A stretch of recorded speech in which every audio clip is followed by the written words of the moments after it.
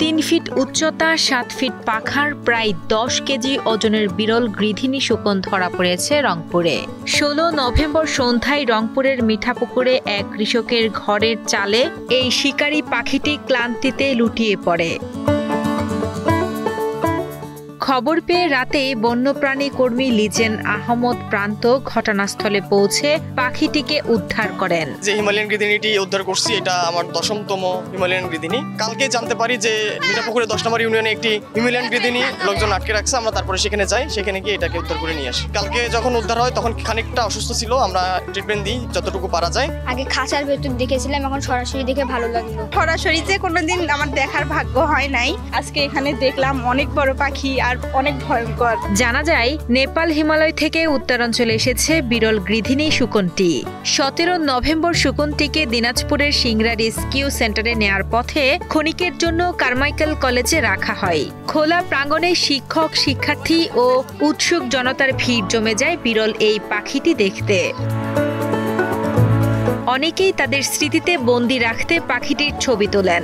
Rescue সেন্টারে শকুনটির শারীরিক অবস্থা পর্যবেক্ষণের পর প্রকৃতিতে পুনর্বাসনের লক্ষ্যে অবমুক্ত করা হবে বলে জানান বন্যপ্রাণী কর্মী লিজেন আহমদ। এর আবাসস্থল বাংলাদেশে না, বাংলাদেশে একটি অতিথি পাখি হিসেবে ধরা যায়।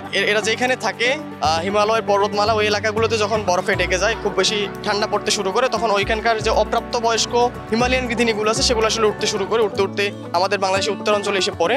যখন ক্লান্ত হয়ে যায় তখন আসলে মাটিতে পড়ে। তো প্রায় আজকের দিনটা এখানেই আছে। আমরা হয়তো আজকেই সিংড়া ফরেস্টে, দিনাজপুরের বিরলের যে সিংড়া ফরেস্ট, সেখানে শকুন পরিচর্যা কেন্দ্র আছে, বাংলাদেশের একমাত্র শকুন পরিচর্যা কেন্দ্র, সেখানে পাঠাবো। ওইখানে এটা শীতভর ট্রিটমেন্ট হবে। ট্রিটমেন্ট হওয়ার পর শীতের শেষের দিকে এর পায়ে একটা ট্যাগ লাগিয়ে একে আবার ছেড়ে দেওয়া হবে, মুক্ত করা হবে। আমাদের স্কুলের এখানে শকুন পাখি দেখলাম, সরাসরি খুব ভালো লাগলো। আগে আমরা দেখছি গরু মারা গেলে পরে আসতো ভারত থেকে, এখন তো আমাদের এখানে এটা মনে হয় কোথাও থেকে ছুটে আসে। শকুন সহ বিপন্ন প্রজাতির সংরক্ষণে পরিবেশবাদী সংগঠন এবং সর্বস্তরের মানুষের সচেতনতা জরুরি বলে মনে করেন কারমাইকেল কলেজের রাষ্ট্রবিজ্ঞান বিভাগের শিক্ষক আব্দুর রউফ। মৃত প্রাণী খেয়ে পরিবেশ পরিষ্কার রাখায় শকুন গুরুত্বপূর্ণ ভূমিকা পালন করে। তবে আবাসস্থল ধ্বংস এবং বিষাক্ত খাদ্য গ্রহণের কারণে দেশি শকুনের সংখ্যা আশঙ্কাজনক হারে কমে যাচ্ছে। চিড়িয়াখানায় এই শকুন পাখি দেখতে পাই, তবে এই যে শীতকালে খাদ্য সংকটে পরে তারা বাংলাদেশের উত্তরাঞ্চলে, বিশেষ করে আশেপাশের এলাকায় আসে।